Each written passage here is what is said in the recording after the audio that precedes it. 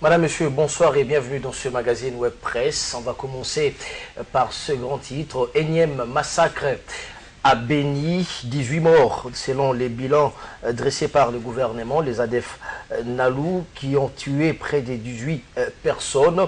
Alors, des réactions ne se sont pas fait attendre. On parlera de ce dossier dans cette émission. Madame, Monsieur, on va revenir aussi sur les discours du chef de l'État, Joseph Kabila. Vous le savez, la 73e session ordinaire de l'Assemblée générale des Nations unies, Kabila a tenu son discours hier tard. Kabila qui s'insurge contre l'ingérence de la communauté internationale. Il demande aussi le retrait des forces de l'ONU de la République démocratique du Congo. On va revenir sur ça avec le confrère ici présent, Jenny Kandé. Bonsoir et bienvenue. Merci beaucoup. Je rappelle que vous êtes journaliste indépendant. Journaliste indépendant et je tiens une agence de communication actuellement. Et c'est un grand plaisir pour moi de participer à cette émission. Et aussi, j'en profite pour saluer tous ceux qui nous suivent en ce moment. C'est le grand retour, hein, c'est le grand retour, effectivement, parce que vous savez, une longue période, parce que nous servions le pays sous une autre forme. Mais aujourd'hui, nous sommes revenus parce que la nation a besoin de nous en tant que journalistes, parce qu'aujourd'hui, il faut dire que nous sommes une espèce en voie de disparition. Très bien. Parce que lorsque vous regardez le produit aujourd'hui des institutions qui forment les journalistes, et ceux qui émergent sont à compter du bout des doigts. Ce n'est pas mon aîné Diana qui va me contredire. Donc, il faut se mettre à la disposition du public. Très bien, nous sommes très contents d'avoir sur ce plateau bénéficié de tes analyses. Alors, juste à ma droite, il s'appelle Yves Bouya de CNews. Yves Bouya, bonsoir et bienvenue. Merci. Comment vas-tu? Je vais bien, merci. Alors, ton journal a les vents en poupe, hein? Oui, chaque jour qu'on a l'actualité. C'est comme Jenny l'a dit, donc on essaie de donner de notre mieux pour que nous puissions vraiment avoir un très bon journal et avec beaucoup plus de lecteurs. Je vois très bien. Voilà, très bien. Alors, mais rapidement, CNews, ce journal en ligne, hein, qui a des parutions d'ailleurs régulières. Vous êtes revenu sur la situation des Béni. Oui, tu vois, Béni, ça fait très mal au cœur, d'abord comme étant patriote. Je suis de cœur avec nos patriotes qui sont décédés à Béni. Nous avons toujours dit ça, le vrai problème de Béni, c'est un problème de leadership. Très bien. Le jour où dans ces pays, nous aurons un bon leadership, tous ces massacres, toutes ces tueries-là prendront fin. Vous, en tant que journaliste, comment comprenez-vous cela? Peu de médias en tout cas, consacrent la une information s'agissant de la situation des massacres à Béni. On est plus préoccupé par les questions des positionnements politiques des leaders politiques que de vrais problèmes, surtout s'agissant de la situation. Quand vous faites allusion des médias, il faut citer ces médias. Quels sont ces médias qui ne traitent pas de ces touchés des Béni? Il faut citer ces médias. Moi, dans mon journal, j'ai traité cette question des Béni. Quels sont ces médias-là aujourd'hui qui refusent de traiter la question des Béni? Je ne vais pas entrer dans la polémique, mais il faut poser cette question. Quels sont ces médias-là? Très bien, voilà, on va revenir à vous, Yves Bouya. Juste à vos côtés, Diana Dikoupa. Bonsoir et bienvenue. Merci. Vous n'êtes pas à présenter, éditeur d'un journal, un journal aussi qui n'est pas régulièrement ces derniers temps. Qu'est-ce qu'il y a? Il a pris une option, nous étions de quotidien, les moyens s'aménuisant, nous sommes devenus hebdo. Très bien.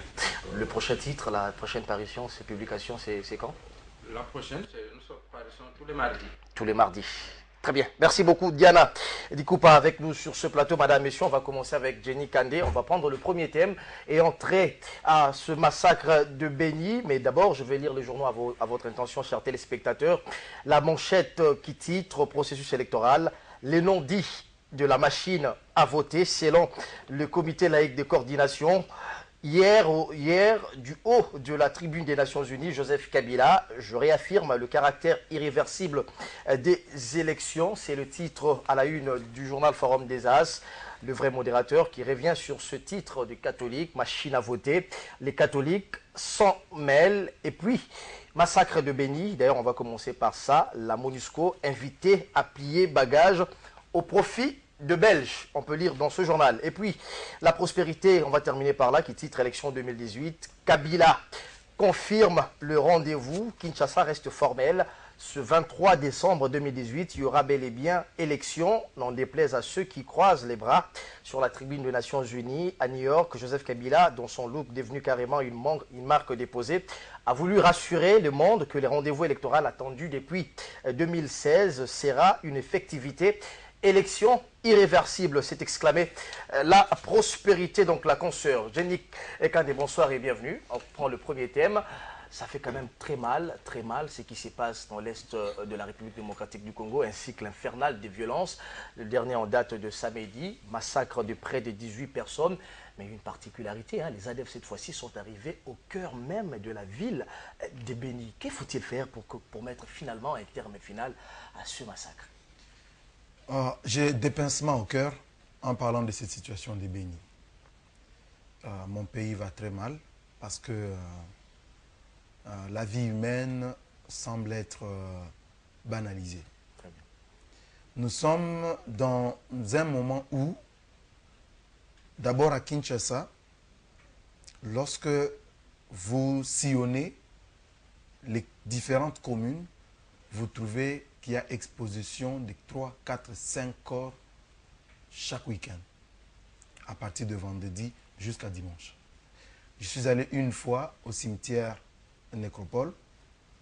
J'ai posé une question de curiosité. J'ai dit, est-ce que vous pouvez me dire quelle est la fréquence des enterrements, des mises en terre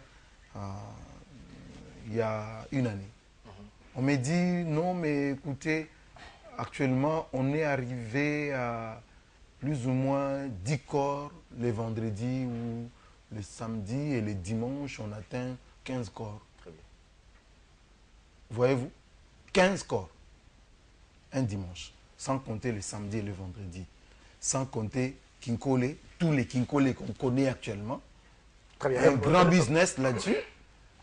Donc, bref, je voudrais dire que nous sommes dans un contexte où les gens meurent en cascade. Les gens meurent à cause de 15 000 francs. Parce qu'il n'a pas 15 000 francs, quelqu'un meurt. Alors, lorsque 18 personnes meurent à Béni, est-ce que ça interpelle? Je ne sais pas. Mais moi, ça m'interpelle. Parce qu'une vie humaine reste sacrée et cela est consacré dans la loi fondamentale du pays. Alors vous, en tant que journaliste, comment comprenez-vous le fait que le ZADF Nalu, qui est une rébellion ougandaise, mais qui ne tue pas, qui ne pille pas, qui ne viole pas en Ouganda, plutôt tue, pille au Congo, en République démocratique du Congo, il y a de cela des décennies. Comment vous comprenez ça en tant que journaliste? Moi, ce que je comprends, c'est que les intérêts ne sont pas en Ouganda. Les intérêts se retrouvent en République démocratique du Congo pour cette rébellion-là ou pour cette milice-là. Vous voyez. Donc, ici, il est important que nous puissions, nous, Congolais, comprendre que nous sommes face à une situation qui demande à ce que nos autorités, ceux qui nous dirigent, puissent jouer carte sur table, puissent dire la vérité aux Congolais pour que la population puisse se prendre en charge. Alors, lorsque vous dites dire la vérité, moi, je connais Béni. Des ficelles sont... Je connais Béni. Je suis arrivé à Béni et là où se produit le massacre, je suis passé par là, j'ai pris une photo, on a parlé du rond-point Mboussa-Nyamouissi, j'ai pris une photo là-bas, je crois qu'il y a un monument là-bas de Mboussa, le père, je crois... Le grand frère, voilà, le grand frère, merci. Oui, Enoch Mboussa, il y a un monument là-bas. Donc, c'est un endroit, c'est comme Victoire. C'est comme Victoire. Alors, quand les gens viennent paisiblement, ils opèrent, ils tuent et ils repartent sans qu'ils ne soient inquiétés, moi, je me demande, mais qu'est-ce qui s'est passé au juste? On a suivi le maire de la... Mais pendant ce temps, vous avez le FRDC, vous avez la police, vous avez la MONUSCO. Je me pose la question de savoir pourquoi ça se passe à quelques jours de l'ouverture de l'Assemblée générale des Nations Unies. Très bien. Pourquoi ça se passe à quelques jours où le chef de l'État doit participer à cette assemblée-là, où il doit parler devant ses pairs? Pourquoi ça se passe en ce moment-là? Très bien, de bonnes questions. Hein? Pourquoi ça se passe en ce moment-là? Ce sont des très bonnes questions. Une coïncidence, simplement, alors que Joseph Kabila, sur la tribune des Nations Unies, a dit qu'il faille même la MONUSCO plier bagage, quitter Béni, parce que la MONUSCO a failli à cette mission. On tue, on pille en présence de la MONUSCO, de FRDC. Est-ce qu'une partie de la solution ne reviendrait pas à ce qu'a dit Joseph Kabila? Tout à l'heure, j'ai dit que les vrais problèmes des Béni, c'est un problème de leadership. Très bien. Un vrai problème de leadership dans ce pays. Les jours qu'au Congo, nous aurons un vrai leadership, ces tueries vont cesser. Nous sommes en train de philosopher autour de cette question, béni, tuerie. C'est ça, ça traînait, ça a duré cette tuerie. Ça court des années. Plusieurs décennies. Hein? Décennies. Certains parlaient même de génocide. Des décennies et décennies. Génocide, terrorisme, on ne sait pas. Donc on va trouver notre nom à cela. Ces tueries-là vont... Les FARDC sont incapables, avec l'opération Soukola 1, Soukola 2, de traquer ces On nous a fait un rapport ici, que l'armée congolaise est la 10e armée la plus puissante d'Afrique. Très bien. La 10e armée. Alors moi je me pose la question, comment est-ce que cette armée, qui est la 10e armée, une armée, quand elle est dite 10e armée, c'est qu'elle est équipée. Elle est équipée. Elle est capable de faire face à toute incursion, s'il faut le dire. Mais pourquoi est-ce que ces tueries, ces incursions persistent jusqu'à présent? Est-ce qu'il n'y a pas ingérence? S'il vous plaît, est-ce qu'il n'y a pas complicité? Kinshasa n'est pas complice de ce qui se passe? Cette question-là, j'étais la conseillère d'où Jésus de l'Église. C'est une question réfléchie. Oui, les vrais problèmes aujourd'hui, on ne peut plus philosopher sur ces problèmes des bénis. Nous sommes en train de philosopher autour de cette question-là. Les vrais problèmes, c'est les leaderships. Les vrais problèmes tournent autour de ces leaderships. Alors la solution passerait par quoi pour stabiliser? Il n'y a pas que Béni, il y a Ituri, à Djougou notamment, où les populations se déplacent parce qu'il y a un massacre justement. C'est quoi la solution? La solution, c'est question de volonté politique.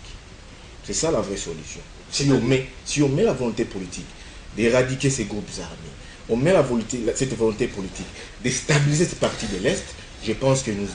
Est-ce qu'on va aller par des volontés politiques, des discours en discours? Est-ce qu'il ne faudrait pas agir maintenant?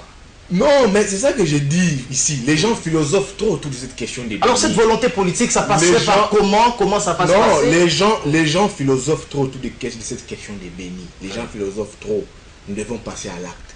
Pourquoi nous ne passons pas à l'acte? Mais l'opération Soukola 1 existe. Mais ça aboutit à quoi ces opérations? Ça aboutit à quoi ces opérations? On va des opérations d'opérations. Ce sont des opérations qui aboutissent à quoi? Alors ces gens-là ont tué, moi j'ai vu personnellement les images, ont tué sous la barbe de la MONUSCO. Est-ce que ça ne remet pas en cause cette mission? Mais comment est-ce qu'on peut remettre en cause la mission de la MONUSCO quand on dit qu'on est souverain? Nous sommes souverains. On ne veut pas qu'on s'immisce dans les affaires du Congo. Là, nous sommes souverains. Comment veux-tu que la MONUSCO vienne en appui au FARDC? Très bien. Les questions congolaises doivent d'abord être traitées par l'armée congolaise. Très bien. Quand vous brandissez le terme souveraineté, pourquoi est-ce que vous voulez aujourd'hui que la MONUSCO prenne les biens? Contradiction. C'est que je n'insulte pas notre armée. C'est qu'aujourd'hui, on peut dire que l'armée congolaise est incapable. Très bien. Diana Koupa, je reviens à vous. Bonsoir une fois de plus. Hier, les caucus de parlementaires du Grand Kivu sont allés voir Ben Binakou avec, dans l'RJBCR, cette proposition, une opération conjointe FARDC, UPDF, qui est une armée ougandaise, pour essayer d'éradiquer ces phénomènes. Est-ce que la solution peut passer par là? Bon, mais écoutez, le vrai problème passera par la définition. Nous avons dit tout à l'heure hors micro, il faut définir au Tchad. Mais définissons les ADF-NALU, c'est les actions qu'ils posent, c'est quelles actions? Si nous nous mettons d'accord qu'il s'agit bien du terrorisme, parce que vous voyez très bien, ce sont des actions terroristes, et les terroristes frappent même, vous avez vu les États-Unis frapper, la puissance militaire du monde frapper, la France frapper une puissance militaire du monde. Et les terroristes, le terroriste, il peut être même parmi vous, les gens qui frappent, ils sont parmi les gens qui sont levés, ils sortent et ils frappent. Dans cette terreur-là, personne ne va les identifier. C'est ça, des gens très bien identifiés, c'est une rébellion ougandaise. C'était ADF NALU, les NALU ont fait la paix avec l'Ouganda, maintenant c'est les ADF, on les a déjà identifiés. C'est ce que j'ai dit. Vous savez maintenant, quand par exemple le confrère nous dit que c'est un problème de leadership, le jour où il y aura... Alors, on a fait un problème politique. C'est-à-dire quoi? J'ai toujours dit, mais tant qu'on n'identifiera pas qu'il s'agit bien sûr d'un problème politique, de quelqu'un qui dit, vous voyez, il n'y a pas de leadership, quand moi j'aurai le leadership, et il dit même à cette population, voilà, vous êtes abandonnés, on fait massacre chaque jour, moi je viendrai en sauveur. Et ce n'est pas par hasard, vous avez posé la question, pourquoi au moment où le chef d'État, on sait qu'il va dire, j'ai instauré la paix dans mon pays, tout ça, et on lui dit, au moment où il y a massacre. Très bien. À Béni. Tout ça est lié. Tout ça est lié. Écoutez, les ADF NALU, aujourd'hui, c'est devenu un groupe terroriste, exactement comme un peu au Mali, à gauche, à droite, dans tout ce... Un groupe terroriste, vous voyez tout ce qu'il y a comme... installé en RDC, voilà, ça fait 17 ans tout maintenant. ce qu'il y a comme force arcane au Mali n'arrive pas à mettre fin au terrorisme. Vous voyez ce qui s'arrive en Centrafrique, de la même chose. Et vous voyez même là où il y a eu un nouveau leadership au Burkina Faso. Maintenant, Burkina Faso commence à connaître les attentats qu'ils ne connaissaient jamais. Alors, dans l'hypothèse où c'est une force terroriste, la situation dépasse même la RDC, vous voulez dire? Oui, c'est ce qu'il faut l'application. Il faut maintenant qu'on définisse ces terroristes, qu'on utilise ces méthodes. Mais quand on croit à une rébellion qu'on va combattre, non. Les gens ont dit comment ils sont venus par... Vous avez vu même comment ils ont massacré les forces de l'ONU, de la brigade, le casque bleu tanzanien. Vous avez vu comment ils les ont massacrés. Et jusqu'aujourd'hui, on n'a jamais terminé l'enquête pour dire comment est-ce possible de massacrer d'autres soldats de l'ONU alors que le camp de la MONUSCO informé n'a pas pu réagir avant. Ces gens-là ont opéré dans le camp de Tanzanie jusqu'à ce qu'ils partent sans problème. Mais ce sont de vrais problèmes qu'on doit commencer à se poser aujourd'hui. Et sortons, s'il vous plaît. Mais aujourd'hui, il n'y a pas qu'à Béni, en Ituri également. On parle de plusieurs massacres. C'est justement ça. C'est toujours des terroristes. Et c'est justement ça. Vous avez vu ce qui est passé chez Kamwina Nsapu.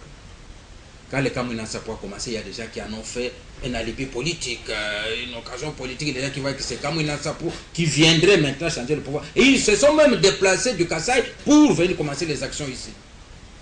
Pendant que ça passait, personne ne disait, les gens applaudissaient. Mais il a suffi que maintenant la force nationale aille y mettre fin. Maintenant le problème c'est devenu ceux qui sont allés y mettre fin. Alors concrètement, à Béni, bientôt, ça sera les forces armées, quand ils vont utiliser tous les moyens possibles pour y mettre fin, on va maintenant commencer à criser, tout comme maintenant avec les Oudjan. Vous avez crié Oudjan. Dès qu'on a commencé à traquer, maintenant c'est le... on a dit bien. Les Angolais, on a les jours... On a commencé à dire, on va aussi expulser les Angolais. Mais moi, j'étais encore avec nous, étions envahis par des Congolais. Pourquoi? Ils sont ici avec nous depuis longtemps. Et c'est ça le Congolais. Alors, il ne sait pas ce qu'il veut. Alors avant de prendre le deuxième tour de parole, ce qui fait le plus mal, Diana, tu vas terminer par là avant d'accorder la parole à Dionit Kanida. Joseph Kabila, hier, aux Nations Unies, n'a pas fait mention des morts à Béni, alors qu'il avait l'occasion de dire devant le monde ce qui se passe exactement, comme vous le dites, le terrorisme qui se passe en RDC, il n'a pas fait mention de cela. Bon, mais écoutez, le chef de l'État a dit cela. De quelle manière? Dans un langage qui convient. Il a parlé de poche de sécurité. Mais pourquoi il ne le dira pas comme ça exactement? Non. Il y a des terroristes chez moi. Ça servira à quoi? Mais vous avez dit que ce sont des terroristes et que la question dépasse la RDC. Et lorsqu'il dit, son souhait est que cette force de la MONUSCO, la force multilatérale de la MONUSCO parte. Finissent par partir. Et on l'a plus d'une fois dit. Je vais vous rappeler quelque chose. Lorsque le pays de la région estime que non, cette rébellion ici, c'est trop, nous allons nous y impliquer. Très bien. Est-ce que l'ONU avait accepté? Ban Ki-moon avait claqué la porte.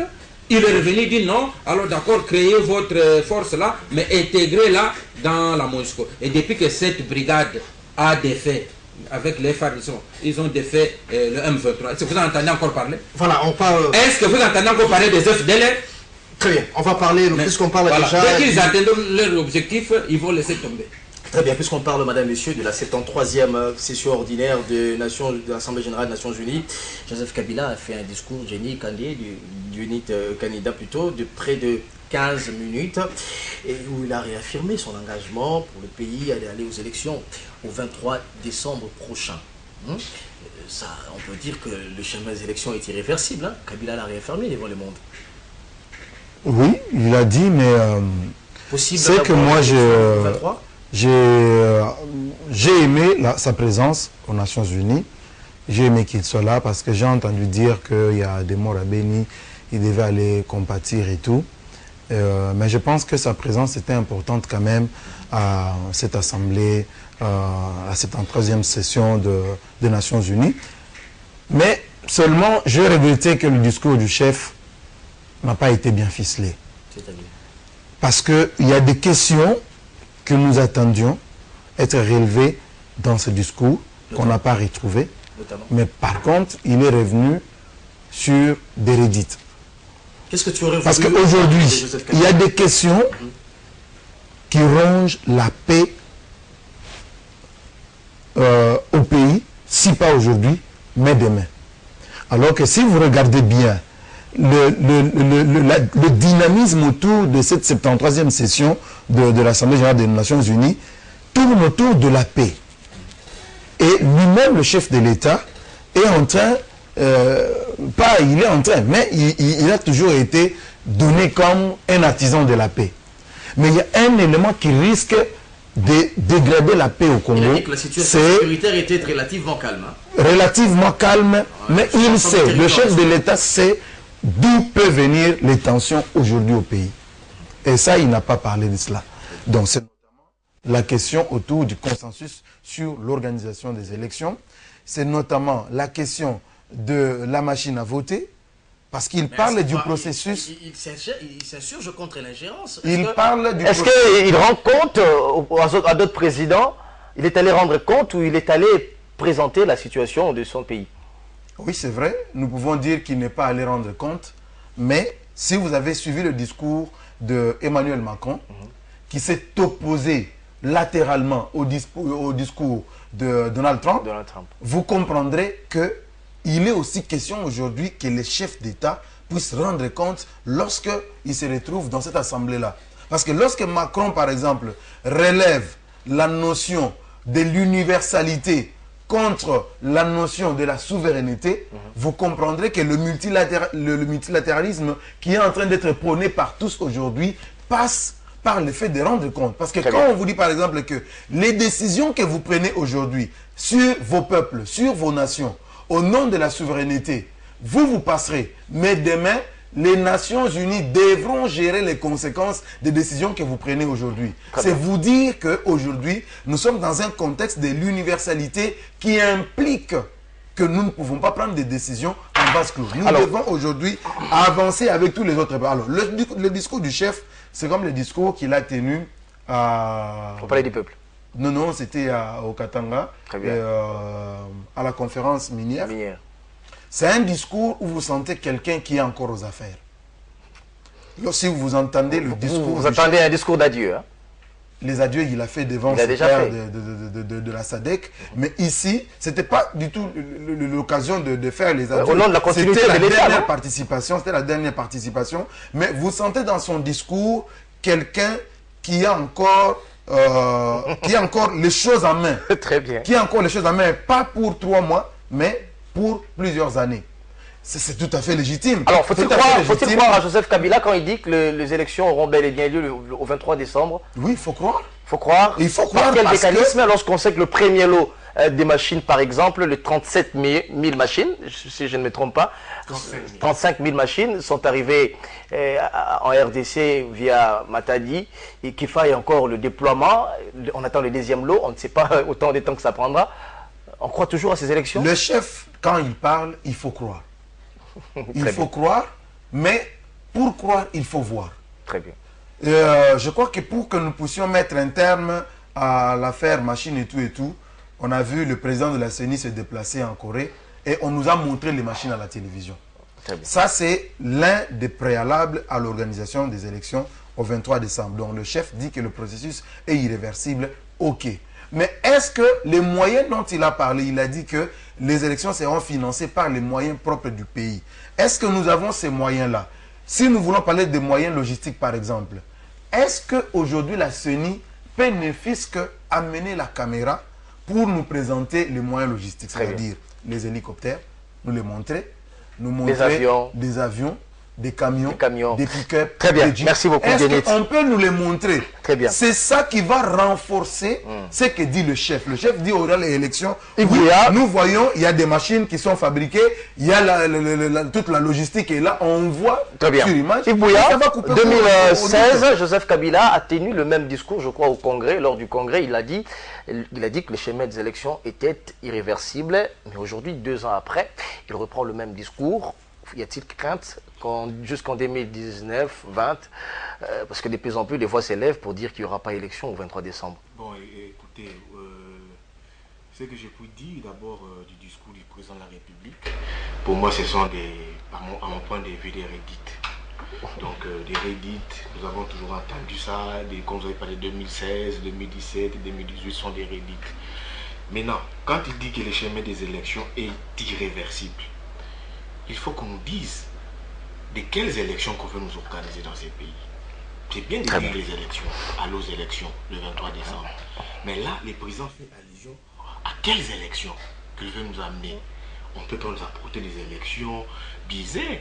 Quand tu vois déjà la machine à poser, la machine à voter pose problème. Nous avons 10 millions d'effectifs aujourd'hui que la CENI peine à élaguer. La machine à voter aussi. Oui, hein. Peine à élaguer malgré les pressions internes et externes. Les consensus nous avons aussi. Aujourd'hui, qu'est-ce que j'allais dire là? Le problème de kits, de déploiement des kits. Nous avons les problèmes de l'inclusivité de ces élections. Très bien. Il y a des leaders de l'opposition aujourd'hui qui ont interpellé. Non, ça a été bien défini. Bemba ne pouvait pas le faire par rapport à la subordination, etc. Katumbi a négocié avec son ces jugements-là. La MP a travaillé pour ça. Il fallait d'abord attendre ces jugements-là, pour les jugements de la CPI, pour rendre ces verdicts-là. Aujourd'hui, il y a des candidats aujourd'hui qui ont été invalidés. Est-ce que quand les présidents nous parlent des élections, il faut qu'il insinue, il veut nous amener vers quelles élections? Très bien. Aujourd'hui, c'est le vœu de tout le monde. Élections, oui, nous voulons des élections, mais quelles élections?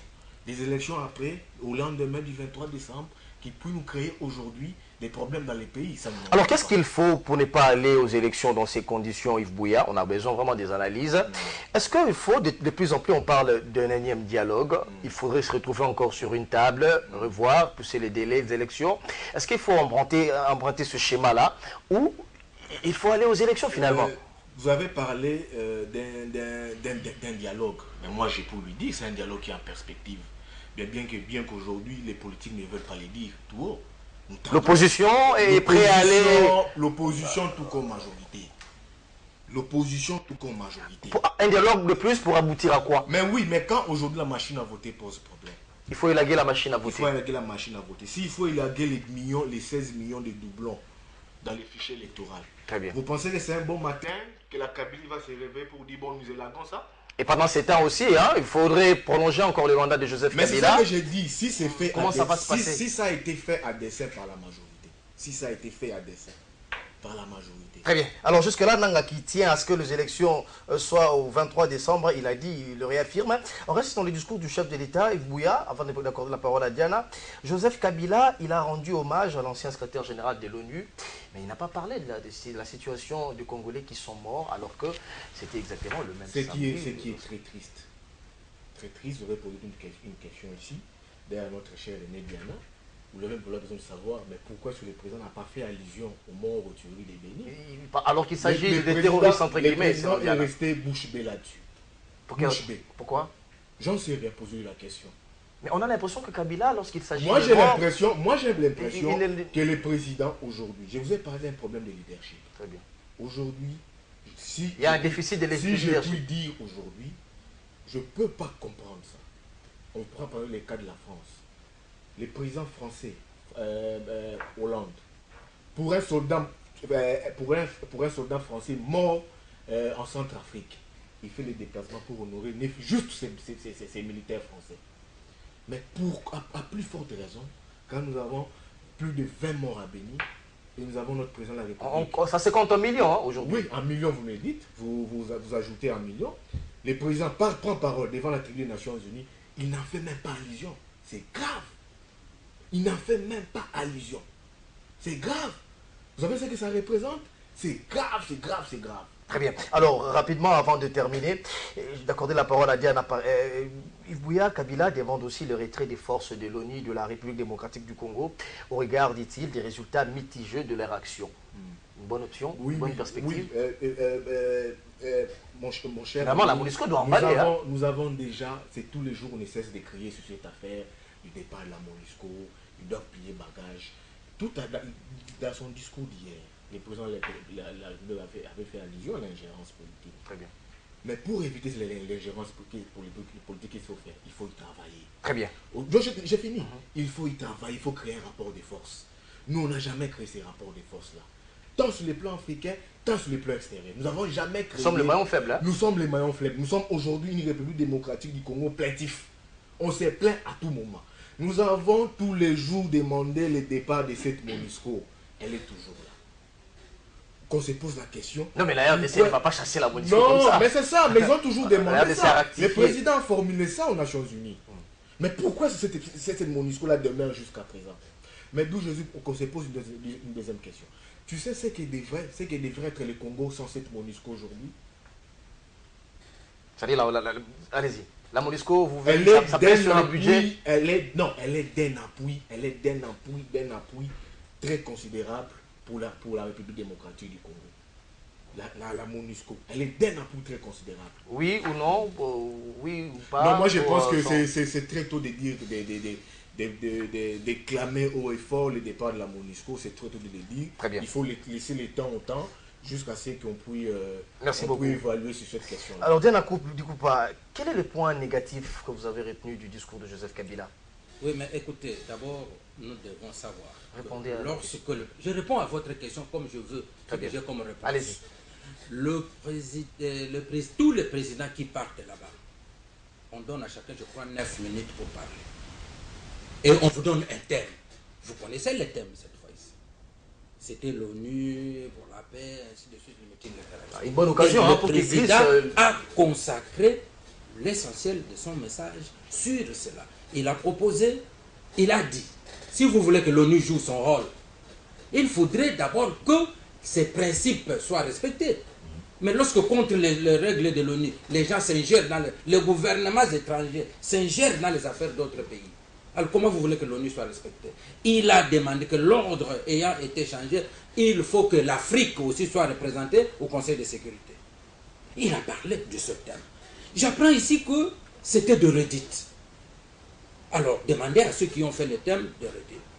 J'apprends aussi ici que nous sommes de pleurnichards. On aurait voulu que, voilà, je suis venu vous, l'ONU, chez moi on a tué.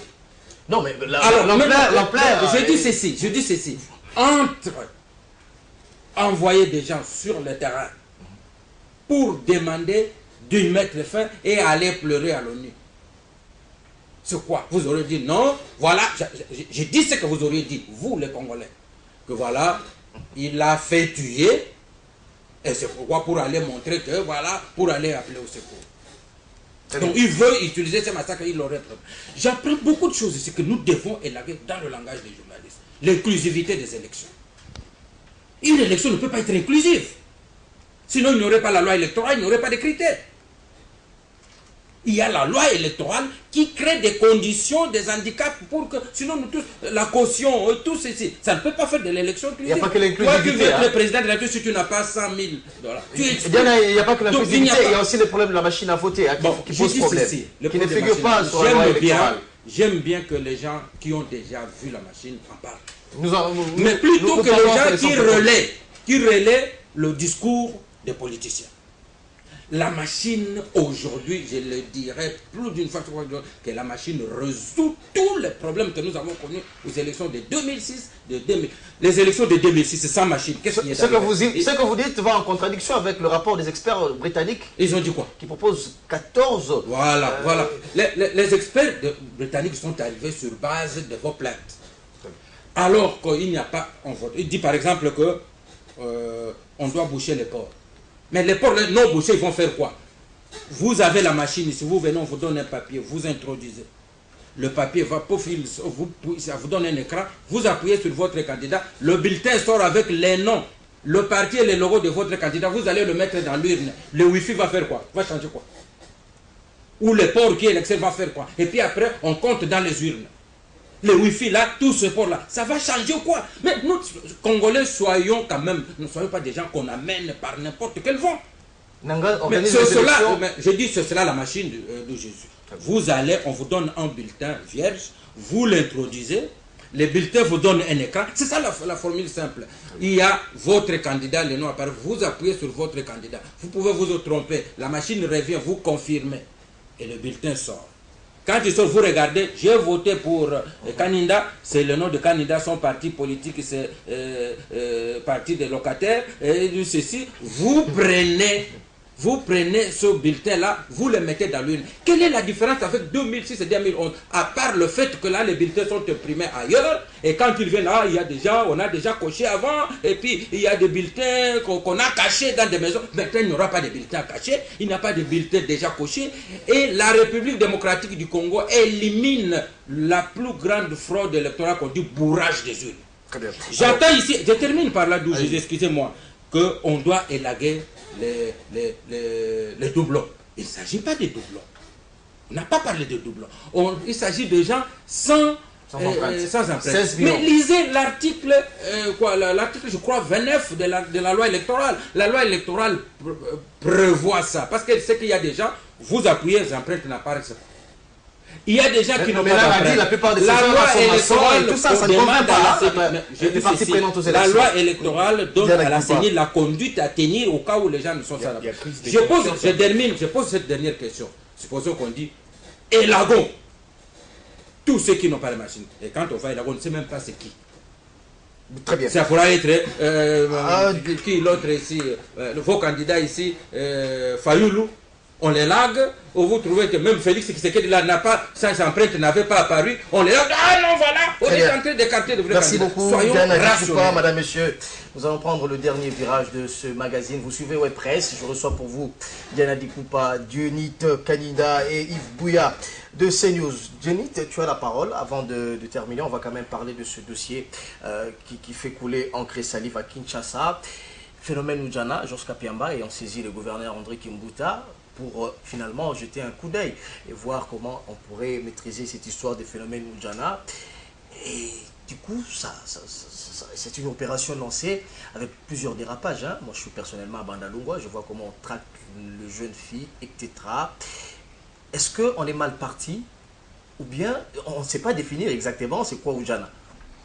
Merci. Moi, avant de poser et de répondre à cette question-là, j'aimerais quand même revenir sur quelque chose que Diana a dit tout à l'heure, qui ne doit pas rester, hein, parce que Diana invite les journalistes congolais à arrêter de parler de l'inclusivité. Moi, j'appelle les journalistes congolais à continuer à demander l'inclusivité. Diana, à l'époque, était avec moi à la RTGA. Il sait ce qui est arrivé après les élections de 2006. Il était là. Il était pris en embuscade. Donc, nous ne pouvons pas aujourd'hui, les questions qui énervent la classe politique, qui peuvent nous conduire demain à des situations telles que celles de 2006, qu'aujourd'hui, nous, journalistes, nous puissions nous taire.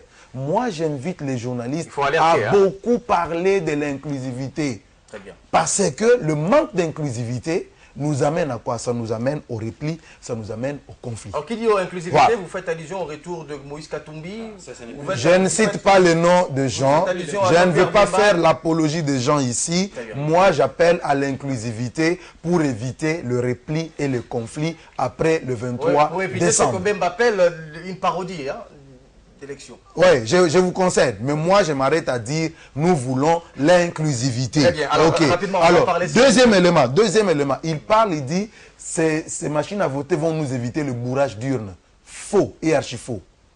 Moi, j'ai essayé. Peut-être que lui n'est pas passé par la CENI. Moi, je suis allé.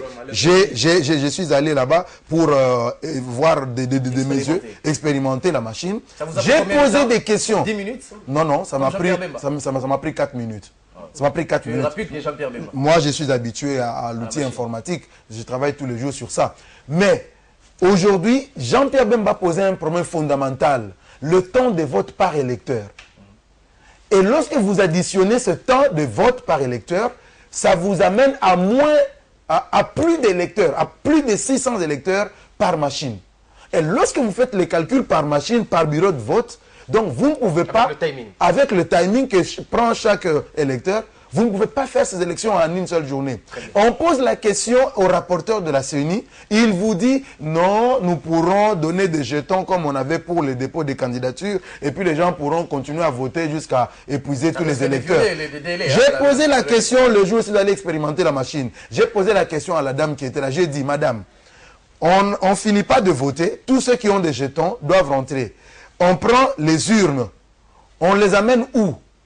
sous la surveillance de qui? Très bien. Alors, et si jamais des personnes mal intentionnées, comme ça s'était fait en 2006, en 2011, on a ramassé des bulletins de vote partout à Kinshasa. On n'a pas oublié l'histoire. On a ramassé des bulletins de vote à Tchangou, on a ramassé à Kitambo, par-ci, par-là.